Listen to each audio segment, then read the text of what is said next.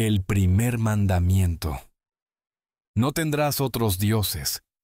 Esto es, deberás considerarme a mí solo como a tu Dios. ¿Qué significa esto y cómo se entiende?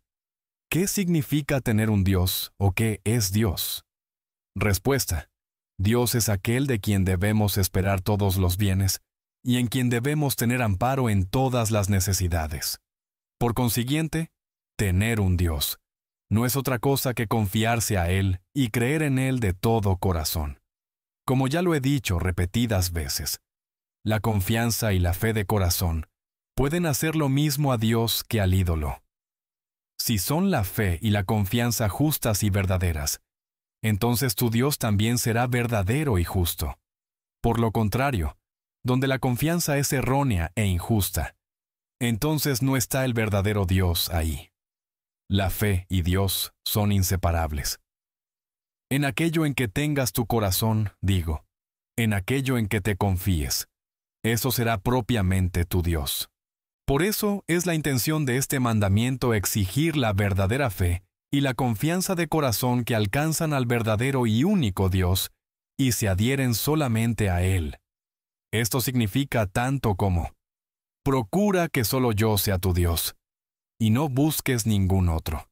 Es como si Dios dijera: los bienes que te falten, espéralos de mí y búscalos en mí. Y si sufrieses desdichas y angustias, ven a mí, atente a mí. Yo mismo quiero darte todo lo suficiente que necesites, y quiero ayudarte en toda desdicha. Pero no hagas depender tu corazón de nada, ni confíes en nada que no sea yo. Esto tengo que explicarlo un poco más claramente, de manera que se entienda y se capte por medio de algunos ejemplos cotidianos de la actitud contraria. Algunos piensan tener a Dios y a todas las cosas en abundancia, cuando poseen dinero y bienes. En esto se confían y se engríen de tal modo, con tal firmeza y seguridad, en lo que tienen que para ellos, nada hay que valga la pena. Observad, tal persona tiene ya también un Dios que se llama Mamón. Esto es, el dinero y los bienes en que tal persona ha puesto su corazón. Por lo demás, este es el ídolo más común en el mundo. Quien posee dinero y bienes se considera muy seguro, es alegre e intrépido, como si viviera en medio del paraíso. Por lo contrario, el que no tiene de todo esto, está en dudas y se desespera, como si no conociese ningún Dios. Pocos, muy pocos me encontrarán que tengan buen ánimo y que estén sin afligirse, ni quejarse, cuando no tengan mamón, pues lo opuesto está adherido y es inherente a la naturaleza humana hasta la tumba. También tiene un Dios el que se confía y se apoya, en que tiene una gran erudición, inteligencia, poder, merced, amistad y honor. Pero tal Dios no es el Dios único y verdadero. Así lo ves en la jactancia, la seguridad y el orgullo que se tiene sobre dichos bienes, y por lo contrario, el abatimiento, cuando se carece de ellos o se los pierde. Por lo tanto, repito, tener un Dios significa, en correcta interpretación, tener algo en lo que el corazón se confíe por entero. Recuérdese lo que en nuestra ceguedad hemos venido practicando y haciendo en los tiempos del papado. Contra el dolor de muelas, se ayunaba y celebraba en honor de Santa Apolonia. Para prevenirse de un incendio se apelaba a San Lorenzo, y si se temía ser atacado por la peste, se entregaba a San Sebastián o a San Roque. Estos y semejantes horrores son incontables, porque cada cual se escogía su santo para adorarlo e invocarlo, de modo que fuera socorrido en toda necesidad.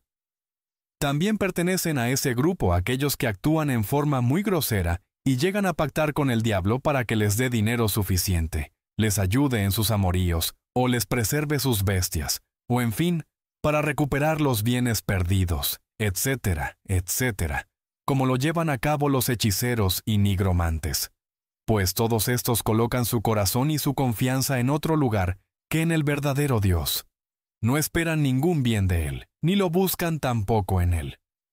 Comprenderás ahora fácilmente qué y cuánto exige este mandamiento. Esto es, todo el corazón del hombre, toda su confianza depositada únicamente en Dios y en ningún otro. También comprenderás que, Tener un Dios no consiste en atraparlo con los dedos y retenerlo entre las manos, ni quiere decir que pueda guardárselo en una bolsa o encerrárselo en un armario, sino tener un Dios y retenerlo. Es que el corazón lo atrape y se adhiera a Él. Depender con el corazón de Él no significa otra cosa, sino confiarse enteramente en Él.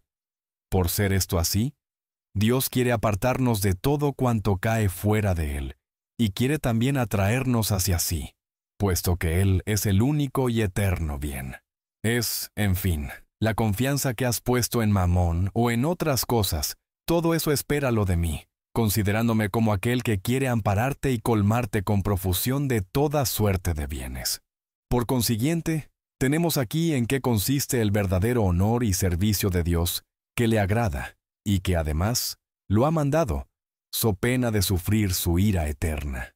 Es decir, que no conocerá tu corazón otro consuelo ni otra confianza, sino en Dios. No se dejará apartar de ello, sino que al contrario, se atreverá y hará pasar a segundo plano todo cuanto en el mundo existe.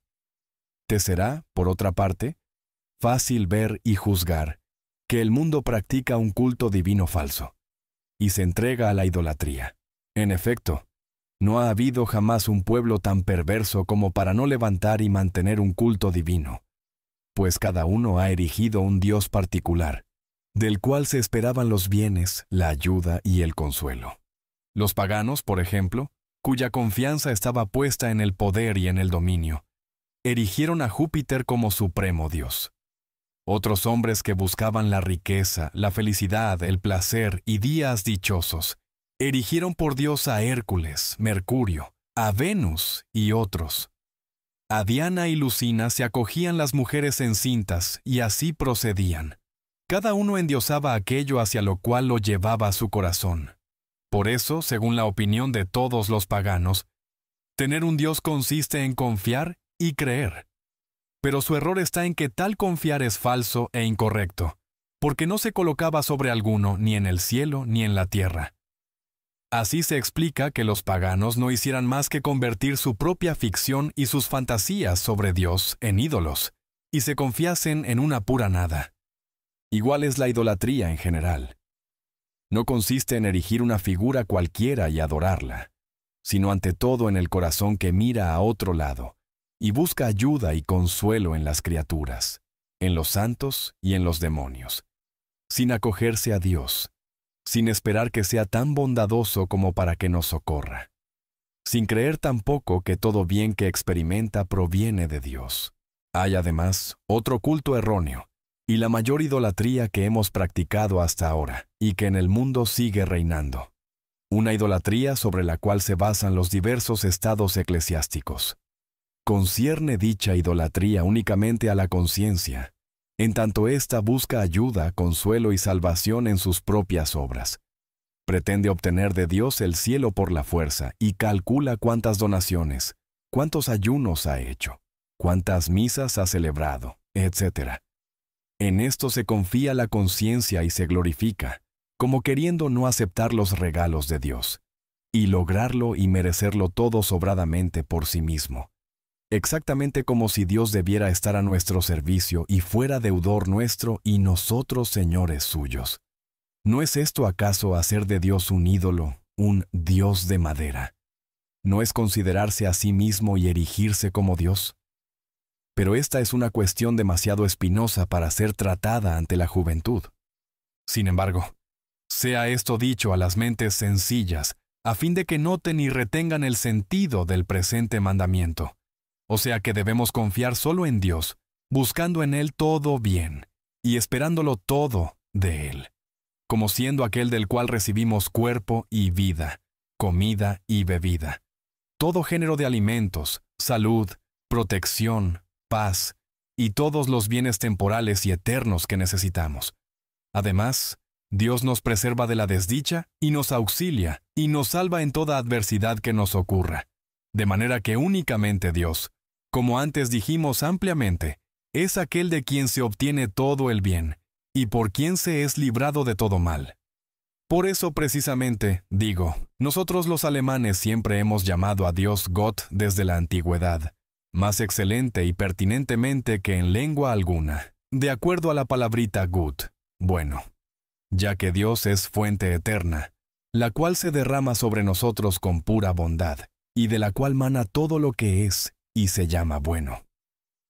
Aunque de los hombres recibimos mucho bien, sin embargo, es de Dios que lo recibimos todo, por orden y mandatos suyos.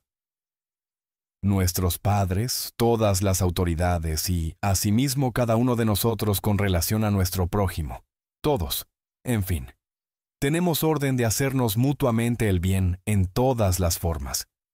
Por tanto, lo que recibimos no proviene de los hombres, sino mediante ellos de Dios, pues las criaturas son solamente la mano, el canal y el medio de que Dios se vale para donárnoslo todo. Así provee Dios a la madre de pecho y leche para ofrecer al niño, grano y toda clase de productos de la tierra como alimento. Ninguna criatura puede por sí misma producir tales bienes. Por consiguiente, ningún hombre debe atreverse a tomar o entregar algo, a no ser que haya sido ordenado por Dios, para que, de ese modo, se lo reconozca como su don, y se le dé gracias como este mandamiento lo exige. Sin embargo, no se desecharán por eso tampoco los medios de recibir el bien por las criaturas, ni se tendrá la osadía de buscar otras maneras, caminos, sino los que Dios ha prescrito. Pues esto significaría que no se recibe de Dios, sino que se ha buscado por sí mismo. Examínese cada cual y vea si considera este mandamiento por encima de todo, y si lo tiene en la mayor estima, sin asomos de burla. Pregunta y sondea tu corazón, y así sabrás si está ligado únicamente a Dios o no. Si tienes un corazón que no sabe esperar de Dios, sino el bien, y especialmente en las necesidades y carencias, y además puede abandonar y dejar todo aquello que no es de Dios, entonces tendrás ciertamente al único y verdadero Dios. Si, por lo contrario, tu corazón está puesto en otras cosas, de las cuales espera mayor bien y auxilio que de Dios, y si no acude a Él, sino que le rehúye cuando sufre algún mal, entonces tendrás otro Dios, un ídolo. Por eso, para que se vea que Dios no ha pregonado su mandamiento en vano, sino que vigila severamente por su cumplimiento, ha unido a este mandamiento primeramente una horrible amenaza, y después una hermosa y consoladora promesa, lo cual se debe también practicar e inculcar a la juventud, para que lo tome en serio y no lo olvide. Porque yo soy el Señor tu Dios, fuerte y celoso, que visito la maldad de los padres sobre los hijos hasta la tercera y cuarta generación, a los que me aborrecen, y hago misericordia a millares, a los que me aman y guardan mis mandamientos. Si bien estas palabras se refieren a todos los mandamientos, como luego veremos, van unidas, sin embargo, al primero y principal, por ser de suma importancia para el hombre disponer, ante todo, de una cabeza correcta. Pues, si la cabeza es correcta, la vida entera será también correcta y viceversa. Aprende, por lo tanto, de las palabras enunciadas, cuán grande se manifestará la ira de Dios contra quienes se confían en algo que no sea de Él mismo. Pero, al mismo tiempo, aprenderás cuán bondadoso y misericordioso es Dios con quienes de todo corazón solamente creen y se confían en Él. La ira divina es tal, que no cesa hasta la tercera y cuarta generación o descendientes, mientras que sus favores y bondad se derraman sobre millares. En vista de esto, no habrá que considerarse muy seguro y entregarse al azar, como hacen los corazones groseros que piensan que estas cosas no tienen importancia. Él es un Dios tal que no deja sin castigo a quien se aparte de Él, ni cede en su ira hasta aniquilar por completo, inclusive la cuarta generación. Dios quiere que se le tema y no se le menosprecie. Así lo demuestra Él también en todos los acontecimientos de la historia, como la Escritura nos muestra abundantemente, y de igual forma nos lo puede enseñar la experiencia diaria. Ya desde el principio exterminó Dios toda idolatría, y por culpa de la misma, aniquiló también a los judíos y los paganos, del mismo modo como echa por tierra en nuestros tiempos todo culto falso, y quienes continúan practicándolo terminarán necesariamente pereciendo. Si, a pesar de esto, se encuentra hoy gentuza orgullosa, poderosa y rica que se aferra a su mamón, sin cuidarse de la ira o del burlarse de Dios, porque se creen capaces de resistir a aquella, no conseguirán, sin embargo, realizar su objetivo como piensan, sino que antes de que lo puedan prever, sucumbirán junto con todo lo que fue objeto de su confianza. Como así se hundieron también todos los que se habían creído más seguros y potentes. Por culpa de tales cabezas duras que piensan que por el hecho de que Dios los observa y los deja tranquilos, lo ignora o no se cuida de ello, Dios tiene que obrar con violencia y castigar, de tal modo que no está dispuesto a olvidar hasta los hijos de los hijos, de manera que cada uno choque con esto y vea que para Dios no es esto una broma. A estas personas se refiere Dios al decir, los que me aborrecen, o sea, los que persisten en su terquedad y soberbia. Si se les predica o se les dice, no quieren escuchar. Si se les censura, a fin de que se conozcan a sí mismos y se corrijan, antes de que sobrevenga el castigo, se encolerizan y vuelven aún más necios, haciéndose así dignos de la ira, como estamos viendo ahora diariamente con los obispos y los príncipes. Sin embargo, el consuelo en la promesa es más poderoso.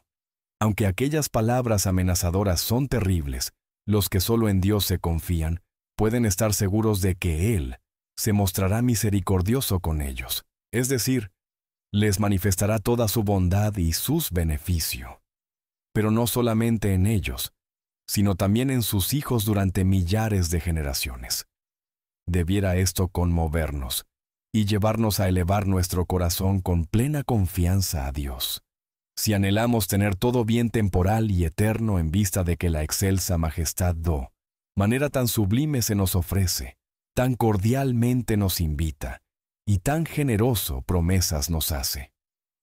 Por consiguiente, considérelo cada uno de nosotros seriamente, y no como si fuera algo dicho por un hombre, porque de ello depende que puedas obtener bendiciones, dicha y salvación eternas, o por lo contrario, la ira, desgracias y pesares del corazón eternos.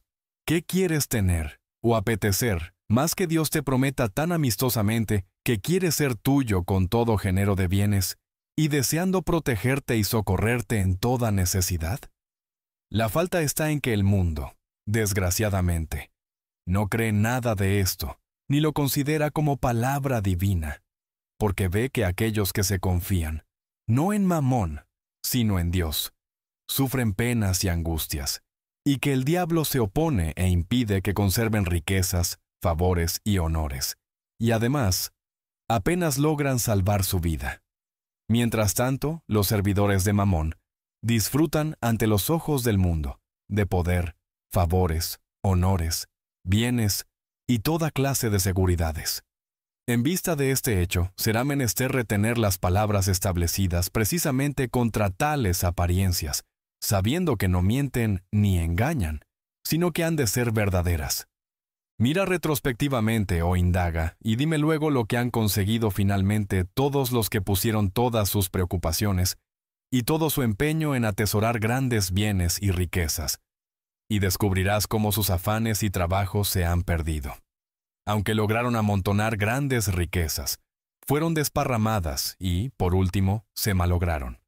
Ellos mismos no llegaron a disfrutar con sana alegría sus bienes que, además, no alcanzaron siquiera hasta la tercera generación de sus herederos. Encontrarás suficientes ejemplos en todas las historias, o en personas de edad y de experiencia. No tienes más que meditar y tenerlos en cuenta. Saúl fue un gran rey, escogido por Dios y un hombre piadoso. Pero una vez establecido firmemente en su cargo, no puso su corazón en Dios, sino en su corona y en su poder, y así tuvo que perecer y con él todo lo que poseía, pues ni uno solo de sus hijos quedó con vida. David era, al contrario, tan pobre y despreciado, tan perseguido y acosado que en ninguna parte estaba seguro de su vida. Sin embargo, permaneció ante Saúl y llegó a ser rey. Pues estas palabras debían subsistir necesariamente y ser verdaderas, ya que Dios no puede mentir ni engañar. Deja pues al diablo y al mundo con sus apariencias, que algún tiempo permanecen, pero que en definitiva no son nada, la labor de engañarte. Por lo tanto, aprendamos bien el primer mandamiento, de manera que veamos que Dios no tolera la soberbia, ni tampoco que se ponga la confianza en lo que no sea solo Él, y no nos exige otra cosa mayor que la cordial confianza en todo bien, de tal manera que andemos como es correcto y derecho, y usemos todos los bienes que Dios nos ha dado. No de otra forma que como el zapatero usa la aguja, la lesna y el cabo para ejecutar su trabajo hasta que, concluido éste, las herramientas, deja a un lado, o como huésped que se acoge a la posada en busca de alimento y lecho, solo por las necesidades del momento, cada uno en su estado, según la disposición de Dios, no convirtiendo cosa alguna en su Señor o su ídolo. Baste lo expuesto acerca del primer mandamiento. Si lo hemos desarrollado extensamente, ha sido porque es el más importante. Pues, como ya indicamos, si el corazón humano guarda la debida relación con Dios, y si se cumple este mandamiento, lo mismo ocurrirá con todos los demás.